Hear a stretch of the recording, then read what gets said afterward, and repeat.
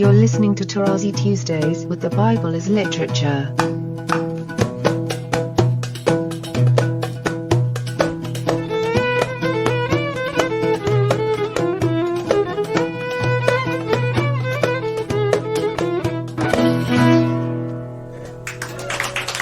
Hi, this is Father Mark Boulos, and you are listening to Tarazi Tuesdays with the Bible as Literature podcast. This week, Father Paul concludes his discussion of the term field, revisiting critical themes from previous episodes and challenging the common practice of defining words. I am happy to introduce Father Paul on the Bible as Literature podcast, Tarazi Tuesdays. So you have here this function of Sadeh very early on, but again you have to wait and wait and wait. With Sadeh, actually, you don't need to have to wait beyond Genesis because you catch it up at the end of 49 and 50, where again, Ephraim, the son of Zohar, the Hittite, and it is in his field that the earth becomes the Hebron, the brotherhood, the community. You know, Heber is community. It's like brotherhood, if you like. And this is very important. You know, you have it in Paul with his kiss of peace, you know, between brothers. I mean, everybody did that, not only the Middle Easterns. The Greeks did it, the Romans do it. Now you don't see it anymore done on the cheek, but you could see how the elbows bump into one another. So it's still flesh against flesh. That's what I like about our situation with the COVID-19. It does not contradict what I am saying. Okay? You have to express oneness and not kissing you from afar. The Romanians are very good at that. They say, te pup, I kiss you. Roddy is going to be unhappy about that, but he knows the importance of Hebrew. Okay? There is no, I kiss you. It's like over the electronics when you send a kiss or a hug. No, it has to be real. Another word that occurs to me when we're thinking about this kind of semantic field of the different ways of referring to the ground and the land and that sort of thing is mir'eh, which is a pasture, which first appears in Genesis, but late in Genesis. It seemed like it had to do with cattle until I was looking through the different occurrences, and in the final occurrence in Nahum, it refers to a pasture for lions, but it seems like maybe since it always refers to cattle, maybe there's some irony there. But I'm just wondering if you had a chance to look at mir'eh and how it relates to field. Actually, mir'eh has another word, naweh also, which is found. But mir'eh is interesting because it has to do with shepherding and grazing. I believe that this text per se has to be read, I don't like in light of, but in conjunction with Isaiah chapter 11, where the wild animal is tamed, if you like. It becomes part of the... Actually, in my book, I developed that in conjunction with the sea monster, the tannin, how it is tamed in the Psalms by God. That would be, I believe, the connotation of the text, the function, what it's telling you, that ultimately, again, Genesis 1 through 4 controls the entire Bible. You see, you don't have, the only exception is Tanninim Gedolim, but I defend it in my book. But let's go for the land animals. You don't have differentiation between wild and tame. Okay, you don't. You have the snake, which again in my book I connect with the Tannin through the Psalms, the snake and the Leviathan and so on. I mean, it's much richer. You see, I'm not frustrated by your questions in the bad sense. I'm frustrated in the good sense, that it is as though you're telling me, Father Paul, keep doing podcasts. I have a lot of questions, and I'm beginning to trust your approach to scripture. That's the way we have to go. You see what you did, and I know at this point you didn't know, but you gave me an example. It's not, could not the pasture be also for lions? No. You gave me an example, and one deals with it. And again, I go back to, you'll see it more clearly in my book where I deal with the sea animals through the book of Jonah, that is used in a very special way in Matthew and so on. But that's another example where it's not for the sheep only, because God is talking about his people who are human beings as sheep. So already you have a movement towards the stand-ins. But some animals are wilder than others. And the wildest is ultimately the Leviathan and Rahab. But these also are controlled by God. There is a very nice text, Psalm, we'll discuss it in my following presentation, where the Tannin, Leviathan, sports in the waters, plays in the waters, which is very strange. Okay, and I use it in my, obviously with more detail as to how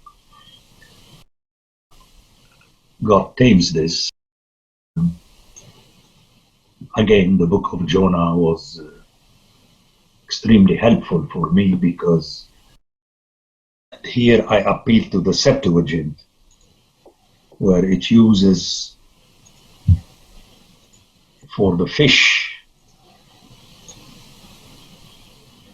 because you don't have Tannin, you have dag, but it uses for fish Ketos, which is the word that the Septuagint uses in Genesis 1 to speak of the sea monster. But I defend it because in Genesis 1, 2 verses later, the sea animals in their totality are referred to as dag, fish. So here again, it is only through my having heard scripture anew, because these things I didn't deal with in the rise of scripture, but my new book allowed me to delve into that. In 32:14, up to this point, the pasture was good news. When the people were hungry and they needed some place for their cattle to eat, he blessed them with mir'eh. But when they have cities built, the mir'eh is a curse, because their city is going to become a mir'eh for the cattle. So would you mind talking a little bit about the contrast there between the city and the mir'eh? Well, that's the play between Yabasha and Haraba and Horba. Nothing is what it is. The rooster is good news for you when you have to wake up early. But when not, the rooster is bad news for you. And the rooster, at least the last time I checked, does not differentiate between a weekday and a weekend day. So you have these examples that are, and it's good to have them all, because the mir'eh is usually open land.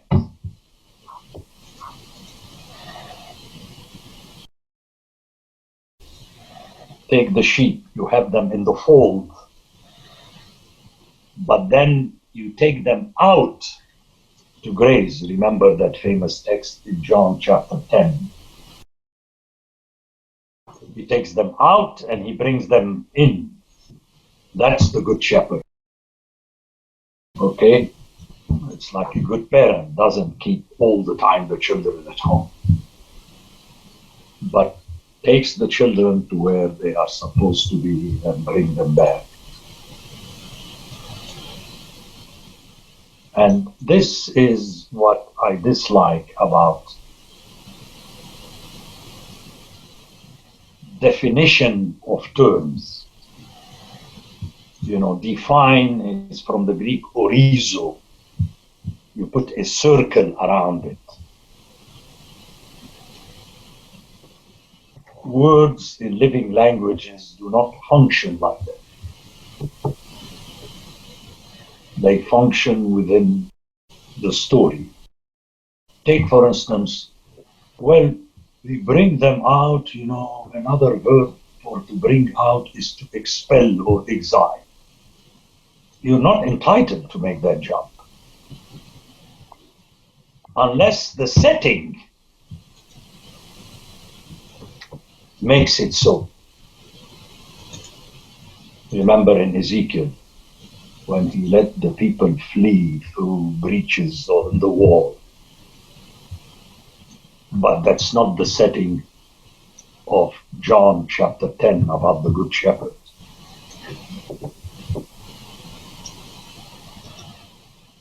Because they are sheep. Now you could tell me, well, you don't do this with the hens. Well, that's fine with me.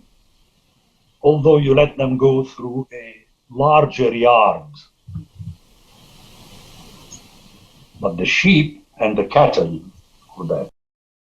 they function differently. You have to go out to graze. A city dweller senses a life of 40 days in a row in the Syrian wilderness, if not 40 years in a row, as a punishment.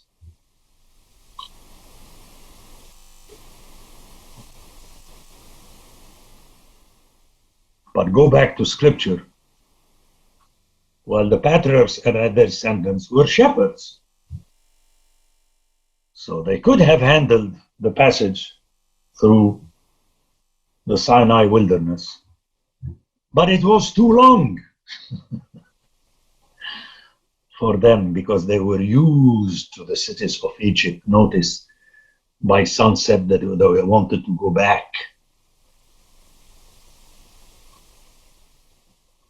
And then when they came to the land, they destroyed cities, yes, but they built other cities and lived in them.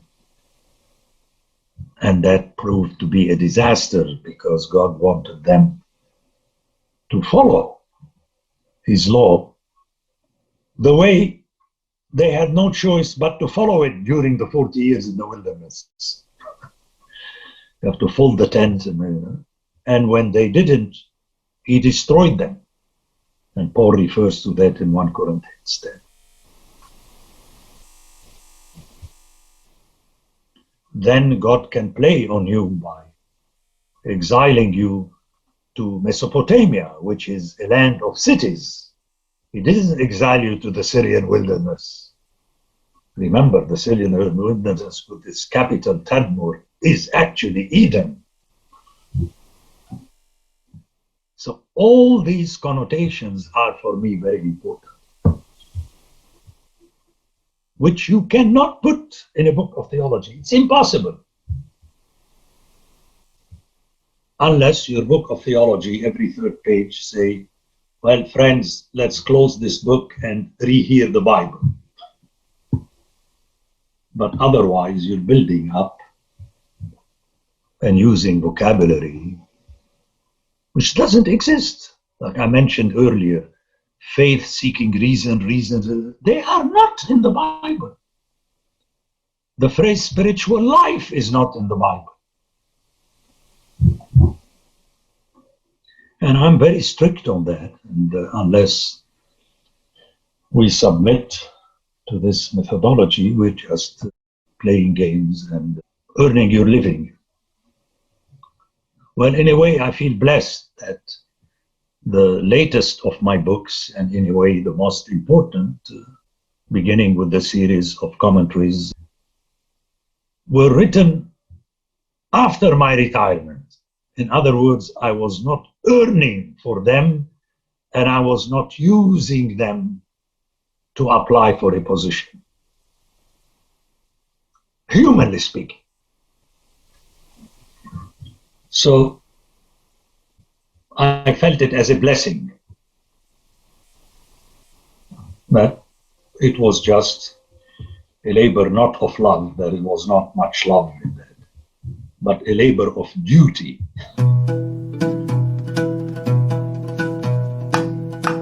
More than Paul did, because Paul knew Hebrew and Greek.